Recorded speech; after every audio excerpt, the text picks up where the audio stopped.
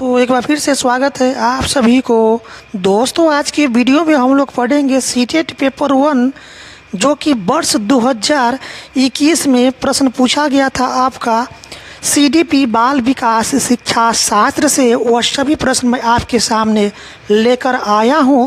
दोस्तों, हम आपके लिए 2011 से 2024 तक जितने भी शिफ्ट में परीक्षा हुआ है, जितने भी वर्ष में परीक्षा हुआ है, वह सभी का प्रीवियस ईयर क्वेश्चन मैं आपके सामने लेकर आऊँगा।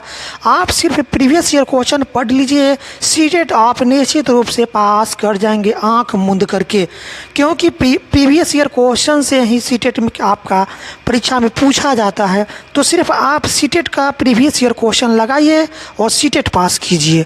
और दोस्तों, हम आपके लिए सेट 1 से लेकर के सेट 61 तक जितने भी सेट है आपका प्रीवियस ईयर का, वो सारा सेट मैं आपके सामने लेकर आऊँगा। ठीक है, हम आपके लिए 1 से 15 सेट करा चुके हैं। वीडियो नहीं देखे हैं तो जाके वीडियो देख लीजिएगा, सभी प्रीवियस ईयर का सेट है। और आज हम 16वां सेट शुरू कर रहे हैं। ठीक है, 16वां सेट है आपका बाल विकास शिक्षा शास्त्र का। ठीक है, आप इधर उधर कुछ मत पढ़िए, आप इधर उधर कुछ मत पढ़िए, सिर्फ आप सीटेट का प्रीवियस ईयर क्वेश्चन लगाइए। निश्चित रूप से आप सीटेट का एग्ज़ाम पास कर जाएंगे, निश्चित रूप से आप पास कर जाएंगे सिर्फ पीवाई की क्वेश्चन पढ़ने से, सिर्फ पीवाई की क्वेश्चन पढ़ने से। तो चलिए दोस्तों, शुरुआत करते हैं हम आपके सामने सीडीपी बाल विकास शिक्षा शास्त्र का पहला क्वेश्चन से, जो कि वर्ष 2021 में 22 दिसंबर 2021 को प्रश्न पूछा गया था आपका बाल विकास शिक्षा शास्त्र की। सभी प्रश्न को हम इस वीडियो में आज शुरुआत करते हैं, लगाते हैं पहला क्वेश्चन आपके सामने। क्वेश्चन है आपके सामने दिया हुआ, क्वेश्चन को पहले ध्यान से पढ़िए। क्वेश्चन क्या कहता है? क्वेश्चन है आपके सामने, विकास के किस अनुच्छेद का संबंध भौतिक क्षमता जैसे कि ध्यान, स्मृति, समस्या समाधान, कल्पना और सृजनशीलता से है?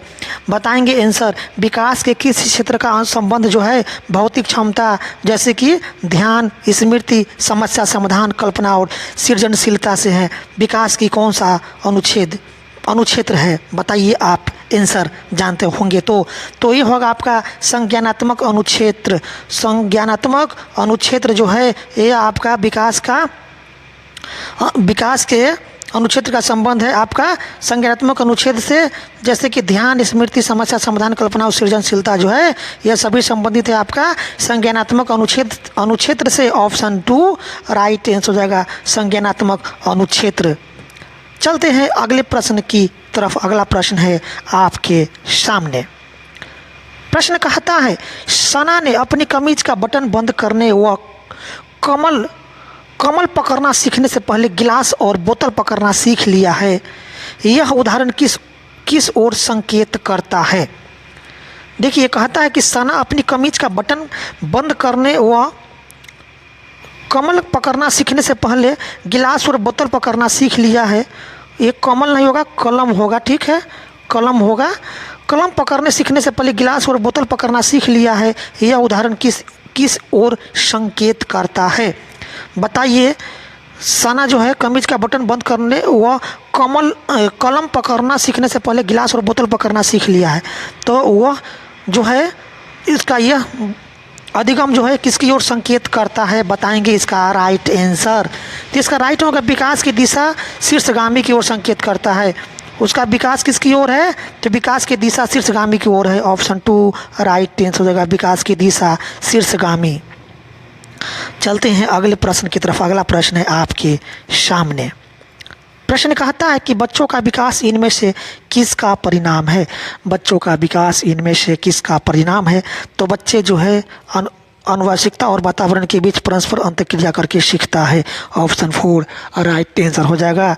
आनुवंशिकता और वातावरण के बीच परस्पर अंतःक्रिया जो है बच्चों का विकास का परिणाम है। ऑप्शन 4 राइट आंसर हो जाएगा, आनुवंशिकता और वातावरण के बीच परस्पर अंतःक्रिया का। चलते हैं अगले प्रश्न की तरफ। अगला प्रश्न है आपके सामने। प्रश्न कहता है कि निम्न में से कौन सा कारक प्राथमिक सामाजिकरण का नहीं है? निम्न में से कौन सा कारक प्राथमिक सामाजिकरण का नहीं है? तो देखिए, परिवार और आस पड़ोस समन्वयक और ये तीनों जो है ये आपका प्राथमिक समाजीकरण है, लेकिन सरकार जो है आपका प्राथमिक समाजीकरण नहीं है। ऑप्शन 4 राइट आंसर हो जाएगा सरकार। चलते हैं अगले प्रश्न की तरफ। अगला प्रश्न है आपके सामने। प्रश्न कहता है दोस्तों, प्रश्न दिया हुआ है, प्रश्न कहता है कि हाइनस की दुविधा पर बच्चों की प्रतिक्रिया के आधार पर लॉरेंस कोलबर्ग ने विकास की किन विभिन्न अवस्थाओं को प्रतिपादित किया था?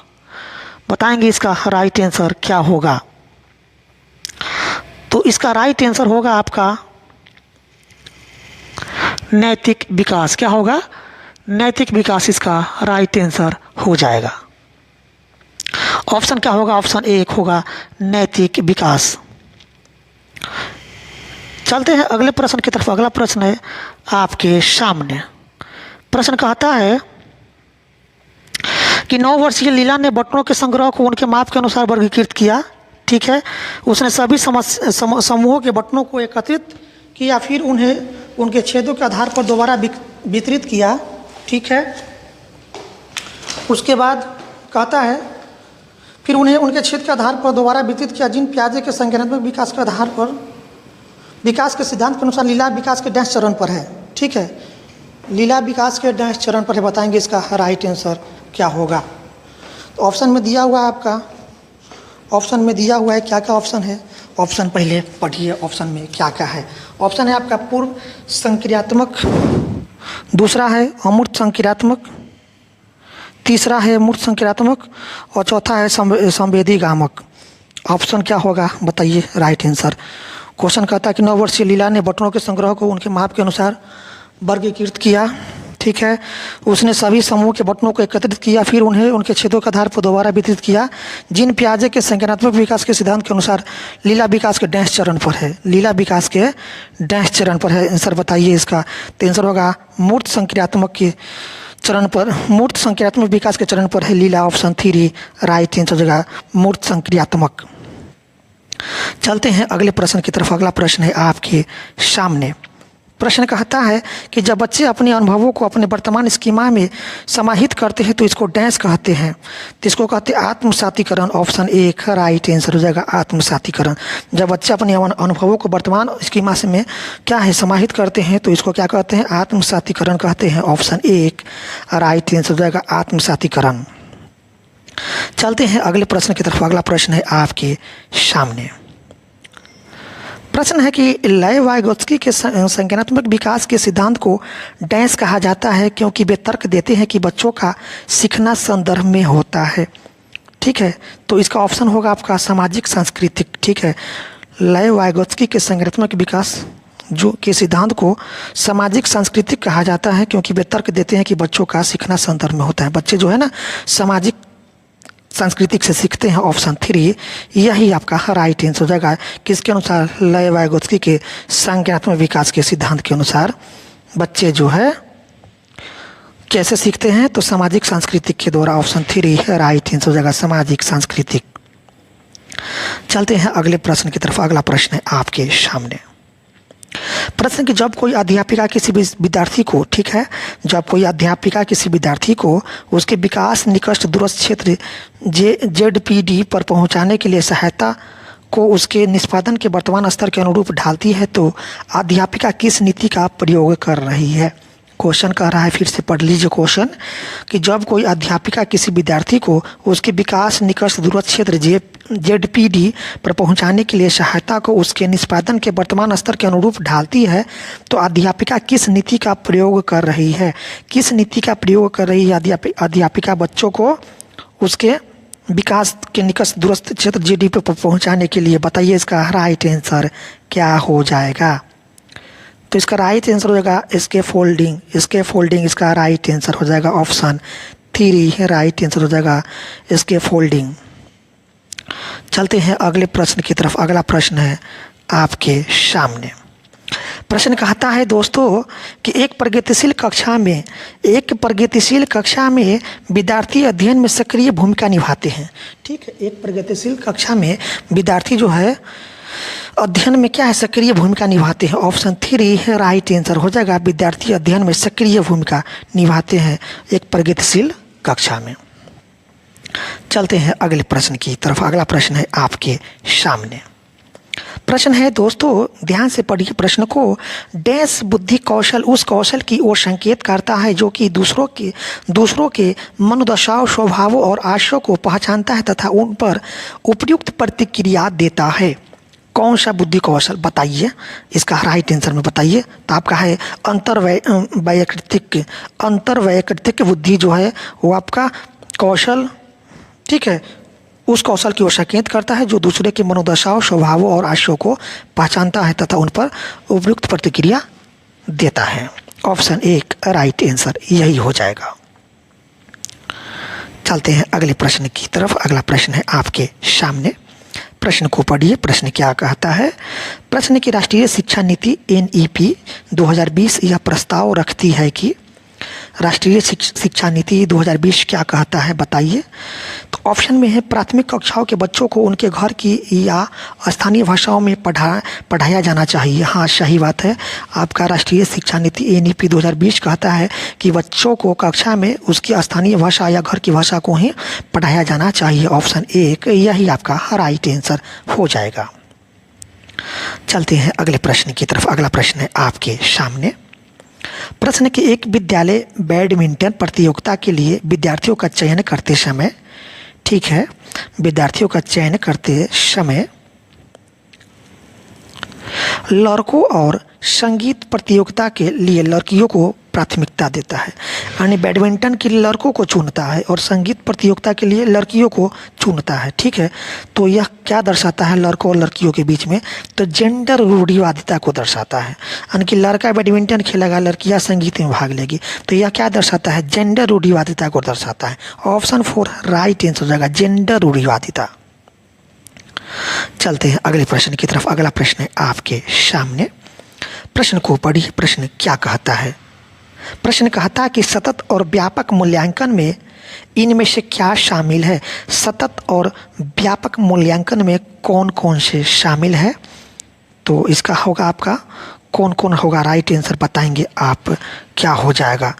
तो देखिए, सतत और व्यापक मूल्यांकन में जो है यह आपका मूल्यांकन के मापदंडों और उपकरणों की योजना बनाना यह शामिल है, राइट ऑप्शन है। दूसरा, शिक्षक द्वारा सावधानीपूर्वक रिकॉर्ड अभिलेख को तैयार करना, यह भी आपका कथन सही है। तीसरा कथन कहता है बच्चों को समय समय पर परीक्षण करना एवं उनको श्रेणीबद्ध करना। और चौथा ऑप्शन है शिक्षण को अधिगम प्रक्रिया के साथ एकीकृत करना। तो ये आपका आंसर क्या क्या हो जाएगा? तो ये आपका आंसर हो जाएगा मूल्यांकन के मापदंडों और उपकरणों की योजना बनाना, ये सही कथन है।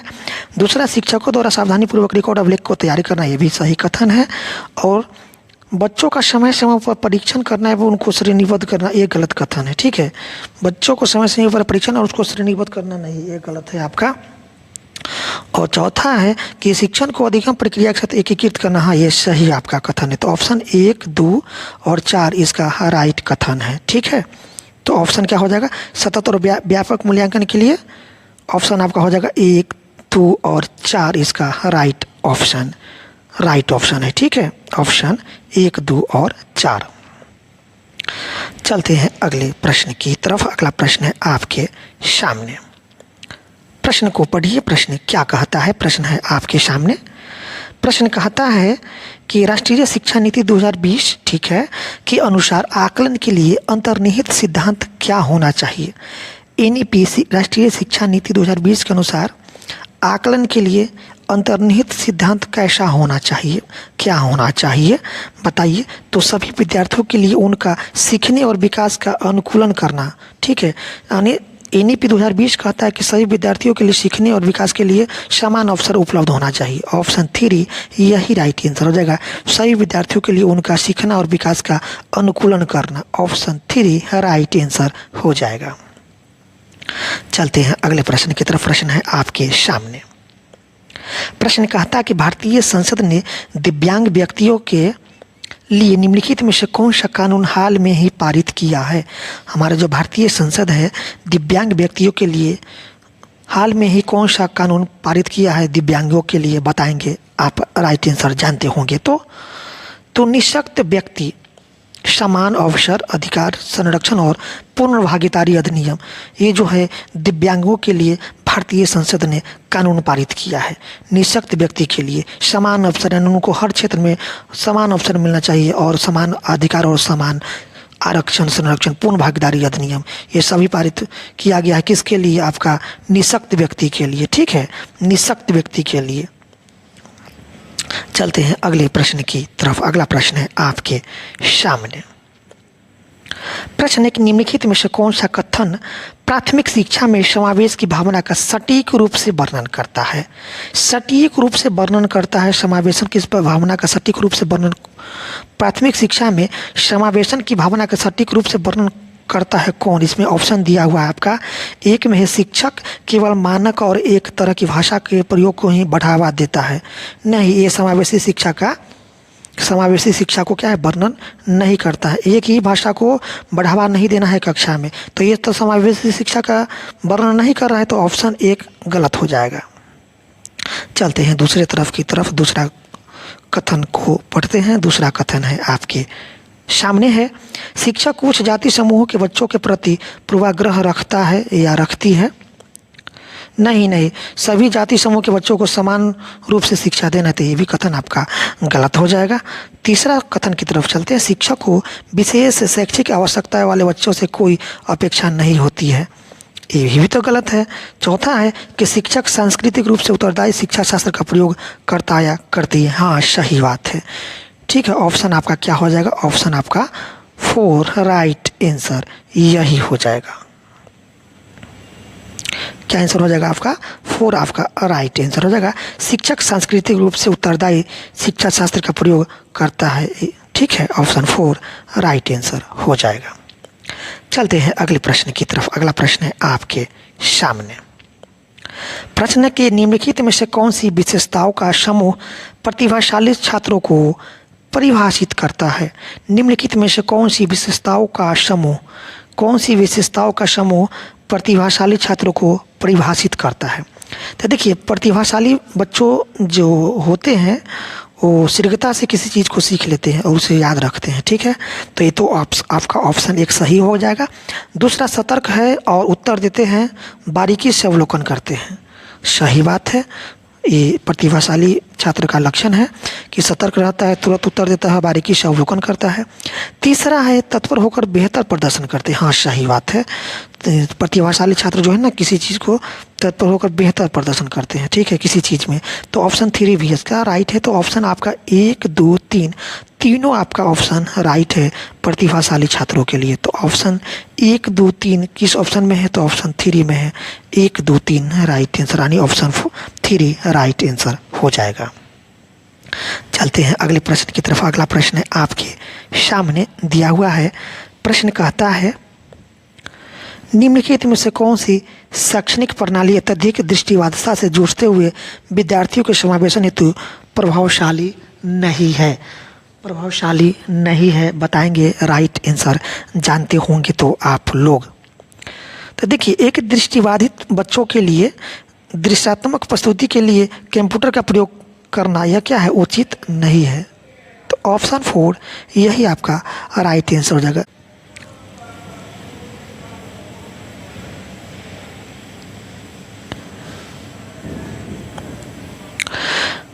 अगला प्रश्न है आपके सामने दिया हुआ प्रश्न है। प्रश्न कहता है, प्रश्न को गौर से पढ़िए। प्रश्न क्या कहता है?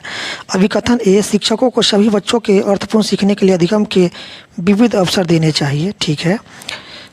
तर्क आर है, सही बच्चों में सीखने की क्षमता होती है। अब यहाँ पर आपका कौन सा कथन सही है बताएंगे राइट आंसर में क्या हो जाएगा। तो ए और आर दोनों सही है और आर सही व्याख्या करता है ए की। ऑप्शन 1 राइट आंसर हो जाएगा, ठीक है। शिक्षकों को सभी बच्चों के अर्थपूर्ण सीखने के लिए अधिगम के विविध अवसर देना चाहिए और सही बच्चों में सीखने की क्षमता होती है, ठीक है। तो ए और आर दोनों कथन आपका सही है और आर सही व्याख्या करता है ए की। चलते हैं अगले प्रश्न की तरफ। अगला प्रश्न है आपके सामने दिया हुआ। प्रश्न कहता है कि एक विद्यार्थी जो नियंत्रण के बाह्य अधिकारिता में विश्वास रखती है, परीक्षाओं में अपनी असफलता का कारण किससे बता सकती है? तो असफलताओं का कारण जो है ना, ये होगा आपका दुर्भाग्य, ऑप्शन 4 राइट आंसर हो जाएगा दुर्भाग्य। चलते हैं अगले प्रश्न की तरफ। अगला प्रश्न है आपके सामने दिया हुआ प्रश्न है, आपके सामने है प्रश्न को पढ़िए। प्रश्न क्या कहता है? प्रश्न की प्रगतिशील कक्षा में एक प्रभावी वातावरण का निर्माण करते समय निम्नलिखित में से किन बातों को ध्यान में रखना चाहिए? ठीक है, एक प्रगतिशील कक्षा में एक प्रभावी वातावरण को निर्माण करने के लिए किन बातों को ध्यान में रखना होगा, किन बातों को ध्यान में रखना चाहिए? तो इसका राइट आंसर बताइए। ऑप्शन में दिया हुआ अन्वेषण की प्रोत्साहित करने के लिए सामग्री को व्यवस्थित करने की विधि, दूसरा है जोखिम लेने में विद्यार्थियों की सहायता करने के तरीके, और तीसरा एक समान क्षमता वाले विद्यार्थियों को एक समूह में रखना, और चौथा ऑप्शन है आकलन की भिन्न भिन्न विधियाँ। अब बताइए इसका राइट ऑप्शन क्या हो जाएगा? राइट ऑप्शन क्या हो जाएगा? तो इसका राइट ऑप्शन हो जाएगा आपका अन्वेषण की प्रोत्साहित करने के लिए सामग्री को व्यवस्थित करने की विधि, ऑप्शन 1 सही है। दूसरा है जोखिम लेने में विद्यार्थियों की सहायता करने के तरीका, ये भी दूसरा ऑप्शन भी सही है। और आकलन की भिन्न भिन्न पद्धतियाँ, ठीक है, ये भी ऑप्शन आपका सही है। यानी ऑप्शन 3 1 2 4 इसका राइट ऑप्शन हो जाएगा। एक प्रगतिशील कक्षा में एक प्रभावी वातावरण का निर्माण करने के लिए ये तीनों कथन आपका सही है, ठीक है, ऑप्शन 3 राइट आंसर हो जाएगा। चलते हैं अगले प्रश्न की तरफ। अगला प्रश्न है आपके सामने। प्रश्न कहता है कि निम्नलिखित में से कौन सी एक सहगामी अधिगम युक्ति है? निम्न में से कौन सी एक सहगामी अधिगम युक्ति है, बताएंगे इसका राइट आंसर। तो परस्पर प्रश्न करना ये आपका एक सहगामी अधिगम युक्ति है, ऑप्शन 4 राइट आंसर यही हो जाएगा। चलते हैं अगले प्रश्न की तरफ। अगला प्रश्न है आपके सामने। प्रश्न कहता है, प्रश्न आपके सामने दिया हुआ है। प्रश्न कहता है कि मोहन ने विद्यार्थियों को, ठीक है, मोहन ने विद्यार्थियों को आयतन की समझ बनाने के लिए भिन्न धारिताओं वाले बर्तन दिए। फराह ने अपने विद्यार्थियों को कूड़े को यांत्रिक कार्य करने की संभावना पर मस्तिष्क उद्वेलन करने के लिए कहा। दोनों अध्यापक अपनी कक्षा में किस शिक्षण शास्त्रीय युक्ति का प्रयोग कर रहे हैं?